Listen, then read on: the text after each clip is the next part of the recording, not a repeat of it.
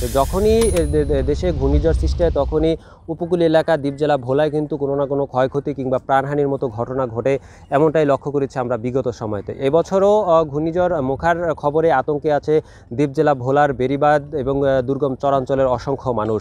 তবে এই ঘূর্ণিঝড় মোকাবিলায় জেলা প্রশাসনের পক্ষ থেকে ইতিমধ্যেই ব্যাপক প্রস্তুতি গ্রহণ করা হয়েছে বলে জানিয়েছেন জেলা প্রশাসক মোহাম্মদ তৌফিক ইলাহি চৌধুরী। 7 উপজেলায় ঘূর্ণিঝড় মোকাবিলায় 746টি আশ্রয়ন কেন্দ্র, মুজিব কেল্লা, পাশাপাশি 8টি কন্ট্রোল রুম ও মেডিকেল টিম গঠন করা হয়েছে। এছাড়াও রেড ক্রিসেন্ট ও সিপিপির প্রায় 14,000 স্বেচ্ছাসেবক প্রস্তুত রয়েছে এই ঘূর্ণিঝড়কালীন সময় উদ্ধার অভিযান পরিচালনা করার জন্য। ঘূর্ণিঝড় মোকাবিলায় দ্বীপ জেলা ভোলার জেলা প্রশাসন, উপজেলা প্রশাসন, পুলিশ প্রশাসন, কোস্টগার্ড সকল ধরনের প্রস্তুতি গ্রহণ করেছে বলেও আমরা লক্ষ্য করেছি। তো এই ছিল ভোলার মেঘনার পাড় থেকে ঘূর্ণিঝড় মোকাবিলার সর্বশেষ সংবাদ।